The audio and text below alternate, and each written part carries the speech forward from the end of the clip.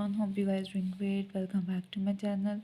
इस वीडियो में हम लोग डिस्कस करेंगे another type of mortgage which is second mortgage.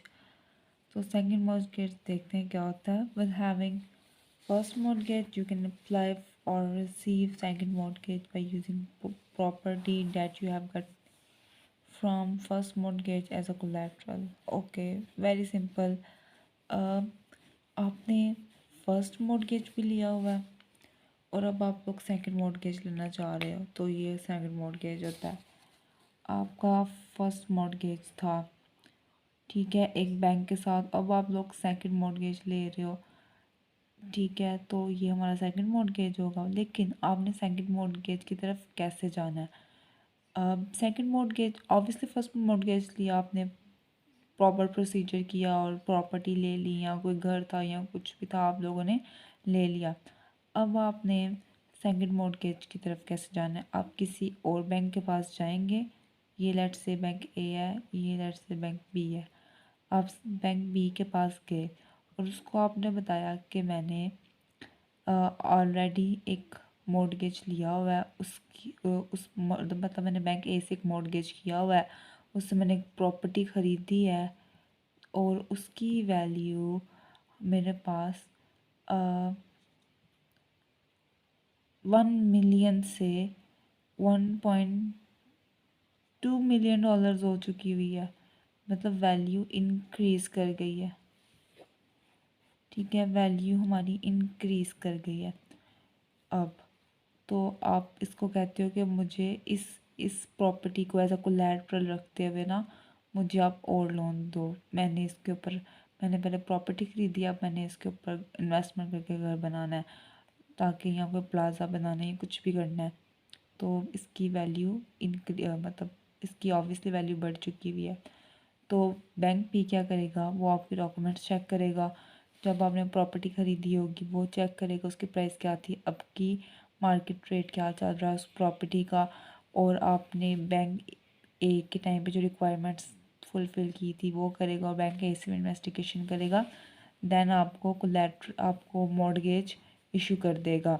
इसके अलावा बैंक आप बैंक को ये स्पेसिफिकली ये बता देते हो कि आप बैंक को स्पेसिफिकली ये बता देते हो कि आपने मतलब फर्स्ट मॉर्टगेज लिया हुआ है, ठीक है, तो इस वजह से जो भी प्रॉपर्टी होगी या कुछ मॉर्टगेज जो पे करना पड़ेगा, पहले जो भी इंटरेस्ट होगा, ठीक है, जो पेमेंट्स होंगे, प्रिंसिपल अमाउंट होगी, वो सब कुछ उस चीज़ के जो ऊपर पहला हक है ना, वो बैंक एक है, फिर आपका, ठीक है, आप ये स्पेसिफिकली बैंक बी को बता देंगे।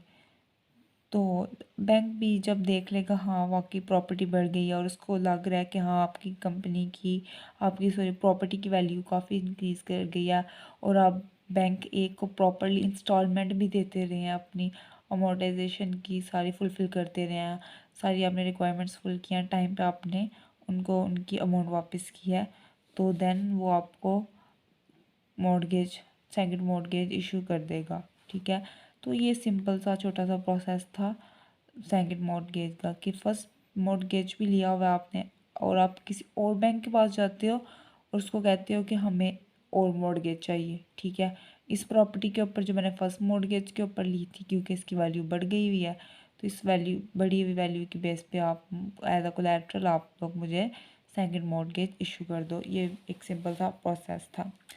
अच्छा, सेकंड मॉर्टगेज के अलावा एक छोटी सी बात यह है कि आप एक तो ये है ना कि आप लोग ना सेकंड मॉर्टगेज कर लेते हो, ठीक है, और एक चीज़ ये है कि आप लोग री मॉर्टगेज री मॉर्टगेज कर लेते हो। तो री मॉर्टगेज क्या है? री मॉर्टगेज ये है कि आप इंस्टेड के आप बैंक बी के पास जाओ, आप बैंक ए से ही दोबारा से अगेन इसी बैंक से आप लोग उसको कहते हो कि आप मुझे मॉर्टगेज इशू करो अगेन। मैंने आपसे मॉर्टगेज लिया था पहले, उसकी प्रॉपर्टी की वैल्यू बढ़ गई है, ठीक है। इस बढ़ी हुई वैल्यू की बेस पे आप मुझे दोबारा से एक और मॉर्गेज इशू करो, उसकी एक अलग से अमोर्टाइजेशन बनाएं, ठीक है। उसकी इंटरेस्ट और उसकी जो पेमेंट्स हैं, प्रिंसिपल अमाउंट है, वो अलग होगी। तो इस चीज़ को हम लोग रीमॉर्गेज कहते हैं। और कुछ बॉरर्स वो बजाय इसके कि वो बैंक बी के पास जाएं और वहाँ पे कुछ थोड़ा लंबा चौड़ा प्रोसेस होगा, वो रीमॉर्गेज को ही प्रेफर कर लेते हैं और रीमॉर्गेज ही करवा लेते हैं। तो ये सिंपल सा प्रोसेस था सेकंड मॉर्गेज का। और इस सेकंड मॉर्गेज के अंदर मैंने आपको मॉर्गेज का भी छोटा सा कॉन्सेप्ट दे दिया कि सेकंड मॉर्गेज क्या होता है, कैसे किया जाता है, और रीमॉर्गेज क्या है, ठीक है। मतलब सेकंड मॉर्गेज में आप पहले बैंक ए से मॉर्गेज दिया था और सेकंड टाइम आप लोग बैंक बी से मॉर्गेज लेने जा रहे हो, उसे प्रॉपर्टी को एज अ कोलेटरल रखवाते हुए जो आपने बैंक ए के मॉर्गेज से ली थी, उसकी वैल्यू बढ़ गई। लेकिन मॉर्गेज के अंदर आप सिर्फ और सिर्फ बैंक ए से ही दोबारा अगेन आप लोग बैंक ए से ही मॉर्गेज दोगे, बैंक बी का कोई यहाँ पे कॉन्सेप्ट नहीं है, ठीक है। और ये इजी भी होगा क्योंकि ऑलरेडी उन्होंने आपकी सारी इन्वेस्टिगेशन की होती है, सब कुछ पता होता है उनको, तो आपके लिए भी उनके लिए भी आसान होगा। तो ये छोटा सा कॉन्सेप्ट था another type of mortgage. I hope आप लोगों को समझ आ गई हो। और अगर कोई क्वेश्चन है, कोई क्यूरी है, तो यू कैन आस्क। और प्लीज़ इस चैनल को सब्सक्राइब करें और इस वीडियो को लाइक करें। Thank you so much.